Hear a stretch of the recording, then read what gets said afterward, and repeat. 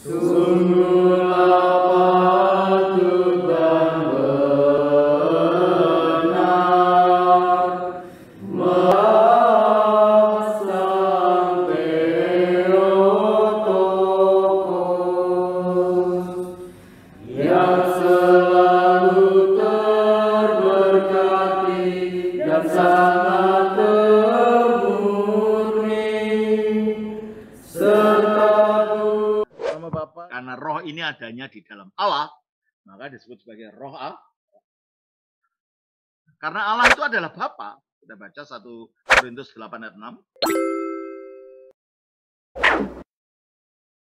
Korintus 8 ayat 6. Namun bagi kita hanya ada satu Allah saja, yaitu Bapa. Stop. Karena Allah ini Bapa dan roh ini keluarnya dari Bapa ini. Kita baca di dalam Yohanes pasal 15 ayat 26.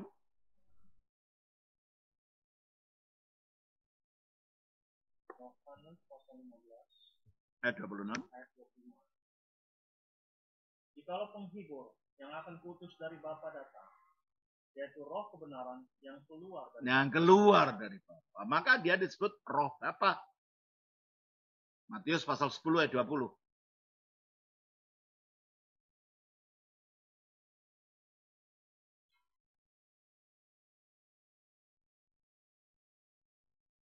Matius pasal 10 ayat 20. Karena bukan kamu yang berkata-kata, melainkan roh Bapa. Roh Bapa. Jadi disebut macam-macam itu tergantung kaitannya dengan siapa. Kalau kaitannya pada dirinya sendiri sebutannya hanya roh gitu aja atau roh kudus. Kalau kaitannya sebagai yang tinggal di dalam Allah, maka disebut roh Allah. Karena Allah itu adalah Bapa dan roh ini keluarnya dari Bapa, maka dia disebut roh Bapa. Tetapi karena roh ini yang dari Bapa ini diturunkannya kepada manusia melalui Kristus sesudah kebangkitannya, maka dia disebut roh Kristus. Karena Kristus itu punya nama manusia Yesus, maka dia disebut roh Yesus. Jelas? Jadi bukan roh yang berbeda-beda, roh yang sama. Tapi dalam kaitannya di dalam kehidupan Tritunggal inilah akhirnya dia disebut dengan macam-macam tadi. Coba kita baca lagi di dalam Roma pasal 8 ayat yang ke-9 sampai 11. Roma pasal 8 ayat 9 sampai 11. Tetapi kamu tidak hidup dalam daging, melainkan dalam roh. Jika memang roh Allah yang di dalam. Nah, dia disebut roh Allah karena apa? Karena tinggalnya dalam Allah. Terus? Tetapi jika orang tidak memiliki roh. Nah, roh Allah disebut roh Kristus. Karena apa? Karena datangnya kepada kita melalui Kristus. Terus? Ia bukan milik Kristus.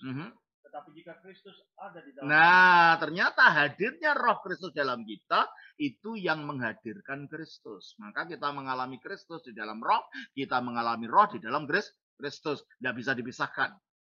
Coba kita baca di dalam, nanti kembali ke sini. Dalam Efesus pasal 4 ayatnya 16-17. Pasal 3 16-17.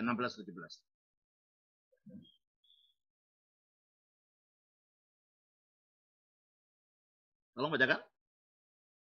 Efesus pasal 3 ayat 16 dan 17. Aku berdoa supaya ia menurut kekayaan kemuliaannya menguatkan dan meneguhkan kamu oleh rohnya di dalam batin. Jadi yang dalam batin kita siapa? Rohnya. Terus? Sehingga oleh imanmu, Kristus diam di dalam hati. Nah, sekarang yang dalam hati kita siapa? Kristus. Berarti hadirnya roh itu menghadirkan Kristus. Kristus hadir dalam roh. Dan roh menghadirkan Kristus. Jelas ini ya? Jadi nanti jangan sampai ada dengar teori macam-macam. Oh, rohnya Yesus itu begini, rohnya Kristus itu begitu. Tidak, itu roh yang sama. Karena tidak ada macam-macam roh. Hanya satu roh, 1 Korintus pasal yang ke-12 ayat 11.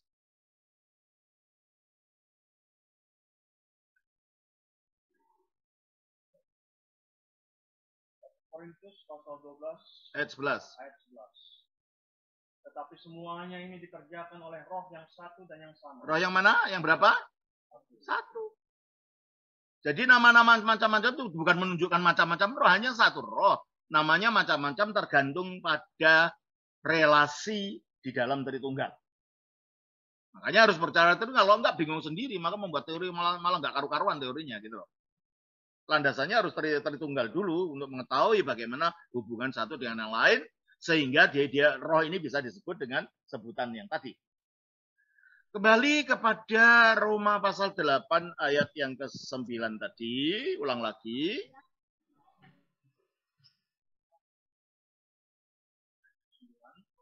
Tetapi kamu tidak hidup dalam daging, jika memang roh Allah diam dalam kamu, terus? Tapi jika orang tidak memiliki roh Kristus, roh Allah disebut roh Kristus sekarang? Dia bukan milik Kristus. Terus? Tetapi jika Kristus ada di dalam. Nah, sekarang roh Allah yang diam tadi disebut roh Kristus, sekarang disebut Kristus karena dia yang menghadirkan Kristus. Terus? Maka tubuh memang mati karena dosa, tetapi roh adalah kehidupan. Jelas ini ya. Jadi setelah Kristus naik ke surga dan melaluinya Roh Kudus dicurahkan kepada kita, agar melalui Roh Kudus ini karya penebusan Kristus yang dilakukan melalui inkarnasi, penyalipan, kematian, penguburan, kebangkitan, naiknya ke surga itu rahmatnya sampai kepada kita, maka Roh Kudus diturunkan. Jelas ya ini ya? Kembali kepada Kisah Rasul pasal yang kedua tadi, ayatnya yang ke-33 sekarang. Kisah Rasul pasal 2 ayat 33. Dan sesudah ia ditinggikan oleh tangan kanan Allah, ya, dan menerima Roh Kudus yang dijanjikan itu, maka dicurahkannya apa yang kamu lihat dan dengar di sini. Oke. Jadi sekarang Yesus sudah naik itu duduk di sebelah kanan Allah. Padahal ada nubuat dalam Perjanjian Lama ayat 34. Sebab bukan Daud yang naik ke surga. Nah, Daud pernah bernubuat. Di dalam Mazmur pasal 110 ayat 1. Tolong bacakan. Demikianlah firman Tuhan kepada Tuhan. Nah, Neum Yahweh le Adonai. Berkatalah Yahweh kepada Adonai. Dari bahasa aslinya gitu. Neum Yahweh le Adonai. Berkatalah Yahweh kepada Adonai. Nah, karena kadang-kadang Yahweh diucapkan Adonai jadi bingung terjemahnya dalam bahasa Indonesia ini. Yahwehnya jadi Tuhan huruf besar. Adonai yang seharusnya Tuhan juga diterjemahkan jadi Tuan gitu loh. Di dalam terjemahan ini. Padahal seharusnya kalau menggunakan bahasa Ibraninya, kembali kepada Kisah Rasul pasal yang ke-2 ayat yang ke-34 itu. Sebab bukan Daud yang naik ke surga, malahan Daud sendiri berkata, Tuhan telah berfirman kepada Tuhan. Jadi Tuhan, Yahweh berfirman pada Tuhan, itu artinya gitu. Karena itu bahasa aslinya adalah Adonai. Nah, apa firmannya menurut Daud? Duduklah di sebelah kanan. Berarti yang di sebelah kanannya Yahweh itu siapa? Yang kepadanya Yahweh bicara? Tuhan. Jadi berdasarkan nubuatnya Daud, yang duduk di sebelah kanannya Yahweh adalah Tuhan, adalah Adonai. Namun faktanya yang dilihat para rasul yang duduk di sebelah kanan Yahweh adalah Yesus. Berarti kalau itu Yesus itu apa? Nah itu loh kesimpulannya di situ. Iya. Jelas ya? Maka terus. Duduklah di sebelah kananku sampai kubuat musuh-musuhmu menjadi tumpuan. Nah, duduklah di sebelah kananku. Menurut nubuatnya Daud. Tapi faktanya yang disaksikan para rasul, yang naik ke surga duduk di sebelah kanan Allah adalah Yesus. Maka terus. Jadi seluruh kaum Israel harus tahu dengan pasti. Nah, apa? Bahwa Allah telah membuat Yesus yang kamu salibkan itu menjadi Tuhan. Nah, ini kesimpulannya. Kamu harus tahu dengan pasti kalau gitu. Karena yang duduk di sebelah kanan Allah ternyata Yesus. Dan menurut Daud yang duduk di sebelah kanan itu adalah Tuhan. Berarti kalau gitu Allah telah membuat Yesus ini menjadi Tuhan. Menjadi penguasa. Kalau sampai duduk di sebelah kanan bukan orang sembarangan. Orang duduk di sebelah kanannya presiden saja dihormati, apalagi dia duduk di sebelah kanannya Allah. Disitulah dia diberi segala kuasa. Itu kita baca Matius 28 ayat 18. Matius 28 ayat 18.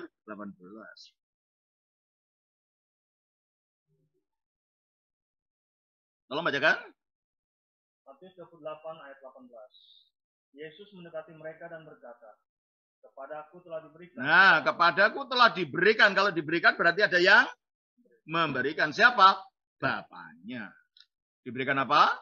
Segala kuasa di surga dan di bumi. Segala kuasa. Kalau dia diberi kuasa gitu aja namanya apa? Penguasa. Kalau segala kuasa apa namanya? Maha penguasa. Itulah artinya Tuhan. Jadi sebutan Yesus, Tuhan untuk Yesus itu bukan artinya ilah, bukan. Artinya penguasa yang diberi segala kuasa. Coba kita baca di dalam Wahyu pasal 19 ayat 16. Wahyu pasal 19 ayat 16. Dan pada jubahnya dan pahanya tertulis suatu nama, yaitu Raja segala raja dan Tuhan yang Raja segala raja, karena segala kuasa diberikan padaku di surga dan di bumi. Dan Tuhan segala Tuhan. Karena Tuhan segala Tuhan itulah dia Tuhan. Jelas ya? Jadi dengan Yesus setelah bangkit itu diangkat dalam kuasa, menunjukkan dia raja. Dari sisi dirinya sebagai raja, betullah dia Mesias. Kenapa? Dia raja yang sudah tidak bisa mati. Kenapa? Bangkit. Dengan demikian, kalau dia raja tidak bisa mati, kerajaannya tidak ada habisnya. Seperti yang dijanjikan oleh malaikat kepada Maria. Coba kita baca di dalam Lukas pasal 1. Lukas pasal 1 ayatnya yang ke-31 sampai 34. Lukas pasal 1 ayat 31 sampai 34. Sesungguhnya engkau akan mengandung dan akan melahirkan seorang anak laki-laki. Dan hendaklah engkau menamai dia Yesus. Dia akan menjadi besar dan akan disebut anak Allah yang maha tinggi. Anak Allah yang maha tinggi dalam arti Mesias ya. Makanya Petrus mengaku engkau adalah Mesias anak Allah. Jadi dia akan disebut sebagai anak Allah yang maha tinggi. Artinya sebagai Mesias. Makanya sebutan Yesus anak Allah itu tidak ada kaitannya dengan kawin-mawin. Maka kita tidak bermasalah ketika Al-Quran mengatakan lam yalid wa lam yulad. Allah tidak beranak dan tidak diperanakan. Ya memang tidak. Karena anak Allah di sini tidak ada kaitannya dengan kawin-mawin. Anak Allah ini adalah sebutan sebagai Mesias yang diberi segala kuasa. Itu maksudnya. Ya. Terus? Dan Tuhan Allah akan mengaruniakan kepadanya. Tuhan Allah akan mengaruniakan kepadanya apa? Tahta Daud itu Mesias juga. Terus? Bapa leluhurnya. Dan ia akan menjadi raja atas kaum keturunan Yakub sampai selama-lamanya. Dan kerajaannya tidak akan berkesudahan. Kerajaannya tidak akan berkesudahan. Kalau punya kerajaan yang tidak berkesudahan, maka rajanya harus tidak bisa mati. Maka dia baru diangkat setelah bangkit dari kematian. Jelas ini ya? Jadi dari sisi dirinya sebagai raja, dia diangkat jadi raja atas segala sesuatu setelah bangkit. Nah sekarang, apa dia iman? Ya, dia iman. Kita baca di dalam Markus pasal yang ke-10 ayat 45.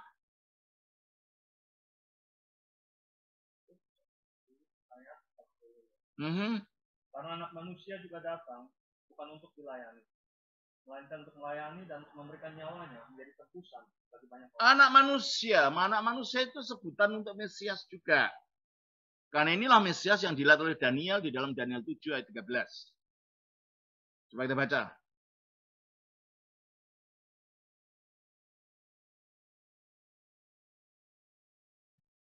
Jadi ketika Yesus menyebut dirinya anak manusia, ada dua tujuan. Pertama, untuk menyatakan siapa dia, tapi untuk menutup orang yang tidak percaya. Orang yang tidak percaya taunya mana anak manusia, ya manusia biasa gitu. Tapi orang beriman, sebutan anak manusia menunjukkan dia itu Mesias. Daniel 7 ayat 13. Daniel 7 ayat 13. Ya betul. Aku terus melihat dalam penglihatan malam itu, tampak datang dengan awan-awan dari langit, seorang seperti anak manusia. Seorang seperti anak manusia. Inilah yang dilihat Daniel, dan inilah yang dirujuk oleh Yesus. Ketika dia menyebut dirinya sebagai anak manusia. Teruskan? Tidak mungkin ini manusia biasa datang di awan-awan, itu kan menunjukkan yang ilahi dalam perjanjian lama dan perjanjian baru.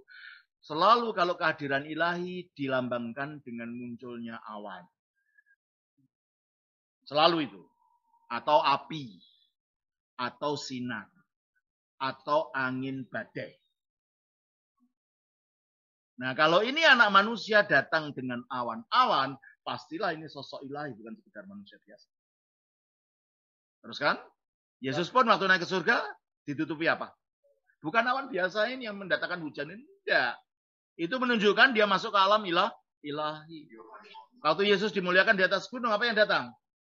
Awan dan sinar. Baru ada suara. Selalu kalau ada hal yang ilahi dalam kitab suci, lambangnya adalah awan, angin, sinar. Coba kita baca dalam Yehezkiel pasal yang ke-1. Ayatnya yang ke-4.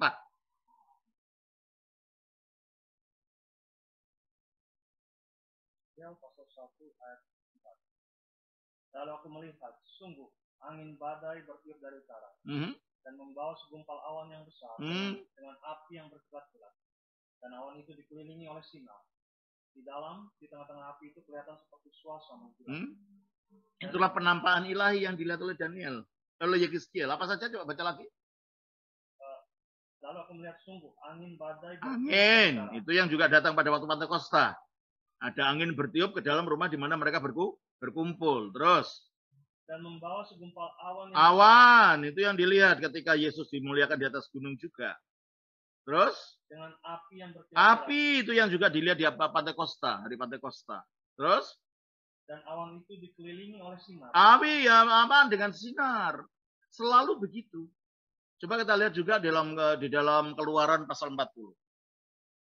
Di dalam Keluaran pasal yang 40 kita baca demikian. Keluaran pasal yang ke-40. Kita baca ayatnya. Ini enggak ada lampunya ya, mata saya agak gelap. Sakit. Oke, kita baca ayat 34. Keluaran 40 ayat 34 sampai 38. Lalu awan itu menutupi kemah pertemuan. Dan kemuliaan Tuhan memenuhi kemah suci. Maksudnya sinar. Kemuliaan di sini adalah sinar. Jadi ada awan, ada sinar, terus sehingga Musa tidak dapat memasuki kemah pertemuan. Sebab awan itu hinggap di atas kemah itu. Dan kemuliaan Tuhan memenuhi kemah suci. Terus? Apabila awan itu naik dari atas kemah suci, berangkatlah orang Israel dari setiap tempat mereka berkemah. Tetapi jika awan itu tidak naik, maka mereka pun tidak berangkat sampai hari awan dan api itu lambang kehadiran Allah di tengah-tengah umat Israel. Ya. Nah, kembali kepada Daniel pasal 7 ayat 13 tadi. Kita baca Daniel 7 ayat 13.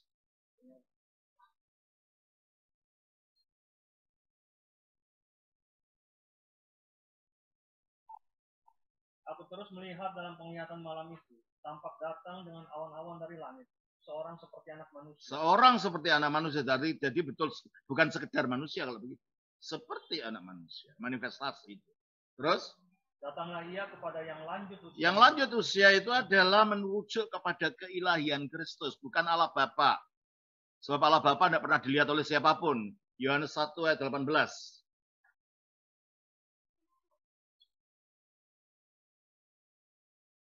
Tolong bacakan.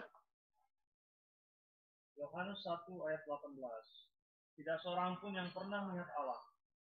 Tetapi anak tunggal Allah yang ada di pangkuan Bapa, dialah yang menyatakannya. Tidak seorang pun yang pernah melihat Allah, maksudnya Bapa. Tapi siapa yang menyatakan? anak tunggal Allah. Berarti yang menampakkan diri sebagai yang lanjut usia itu pun adalah anak tunggal Allah dari sisi kekekalannya. Sehingga ketika dia menampakkan dalam perjanjian baru, ciri dari yang lanjut usia dan ciri anak manusia jadi satu. Cirinya apa yang lanjut usia ini? Coba kita baca dari pasal 7 dari kitab Daniel tadi ayat 9. Daniel pasal 7 ayat 9. Sementara aku terus melihat takhta-takhta diletakkan. Lalu duduklah yang lanjut usianya. Yang lanjut usia duduk, terus? Pakaiannya putih. Putih. Warna putih ini cirinya. Terus? Pakaiannya putih seperti salju dan rambutnya bersih. Bersih putih juga. Terus? Kursinya dari nyala api. Api. Dan roda-rodanya dari api yang api. Suatu sungai api timbul. Api. Dan mengalir dari hadapannya. Ya, jadi cirinya adalah warna putih dan api. Jelas ini ya, yang lanjut usia ini. Terus anak manusia. Nah, kita lihat di dalam Wahyu pasal 1. Ayatnya 12.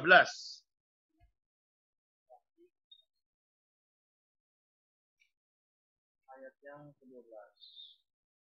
Lalu aku berpaling untuk melihat suara yang berbicara kepadaku. Dan setelah aku berpaling, tampaklah kepadaku 7 kaki dian dari emas. Dan di tengah-tengah kaki dian itu ada seorang serupa anak manusia. Serupa anak manusia, itulah Daniel pasal 7 ayat 13. Terus? Berpakaian jubah yang panjangnya sampai di kaki, dan dadanya berlilitan ikat pinggang dari emas. Emas bersinar. Kepala dan rambutnya putih. Putih. Dan matanya bagaikan nyala api. Api. Dan kakinya mengkilap bagaikan api lagi. Jadi ini cirinya siapa ini? Ciri yang lanjut usia tetapi di dalam diri anak menunjukkan yang lanjut usia dan anak manusia itu sebenarnya sosok yang sama. Hanya dari sisi yang berbeda. Jelas ya? Jadi ketika Yesus, terus baca lagi pada Daniel 7 ayat 13. Daniel 7 ayat 13. Daniel 7 ayat 13. Aku terus melihat dalam penglihatan malam itu, tampak datang dengan awan-awan dari langit seorang seperti anak manusia. Datanglah ia kepada yang lanjut usianya itu, dan ia dibawa ke hadapannya. Lalu diberikan kepadanya kekuasaan dan kemuliaan dan kekuasaan sebagai raja. Maka orang-orang dari segala bangsa, suku bangsa, dan bahasa mengabdi kepadanya. Kekuasaannya ialah kekuasaan yang kekal, yang tidak akan lenyap, dan kerajaannya ialah kerajaan yang tidak akan musnah. Bukankah itu yang dikatakan kepada Maria oleh malaikat Gabriel tentang Yesus? Dan bukankah Yesus sendiri merujuk kepada kesini ketika ditanya apakah engkau Mesias atau bukan? Kita baca di dalam Matius pasal yang ke-26. Mata saya sakit ya, nggak ada lampunya ya. Matius pasal yang sebentar. Matius pasalnya yang ke-26.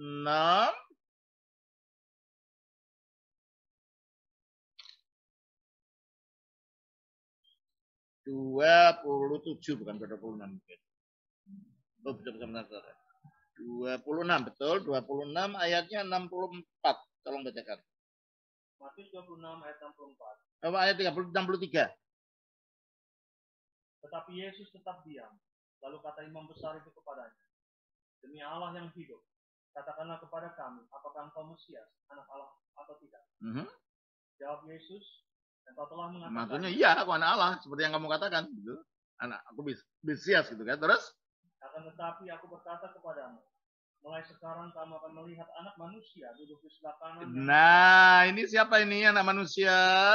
Mesias duduk di sebelah kanan yang Maha Kuasa. Terus? Dan datang di atas awan-awan. Ini merujuk kepada Daniel 7:13. Jadi gelar anak manusia itu menunjuk gelar kemesiasan yang bagi orang beriman diberi mengerti bahwa itu maksudnya Mesias. Tapi bagi orang beriman, tidak beriman ditutupi supaya mereka tidak tahu siapa Yesus ini. Sebab pemahaman mereka tentang Mesias keliru. Sebab Mesias artinya raja biasa yang akan memimpin mereka untuk berperang melawan orang Romawi. Coba kita baca di dalam Yohanes pasal yang ke-6. Ayatnya yang kita baca Yohanes pasal 6 ayatnya bentar.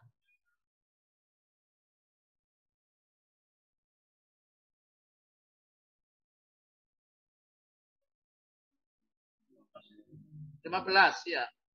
Karena Yesus tahu bahwa mereka hendak datang dan hendak membawa dia dengan paksa untuk menjadikan dia raja. Dia menyingkir pula ke gunung seorang diri. Ya tuh, karena pemahaman tentang Mesias mereka keliru. Gitu. Maka bagi orang yang demikian itu nama anak manusia itu menutupi mereka supaya nggak tahu bahwa ini bukan Mesias yang mereka pikirkan, tapi Mesias juga.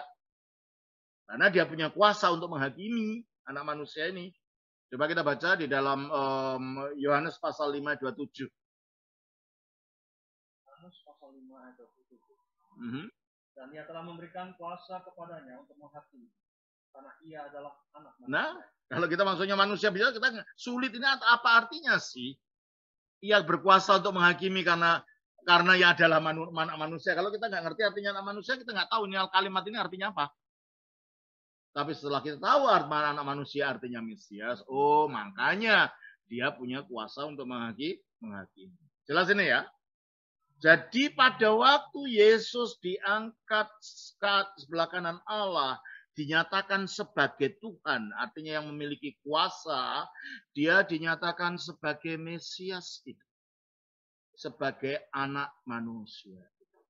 Itulah artinya anak manusia datang. Kembali ke Markus 10 ayat 45. Ya. Ayat 45. Karena anak manusia juga datang. Anak manusia datang berarti berasal dari tempat lain. Dia datang. Dari mana? Dari surga tadi. Kita baca dari Yohanes 6 ayat 38. Sebab aku telah turun dari surga. Aku turun dari surga. Sekarang datang di bumi. Maka dia mengatakan anak manusia, yaitu Mesias itu juga datang. Untuk apa? Bukan untuk melakukan kehendakku. Bukan. Tidak, kembali ke Markus 10.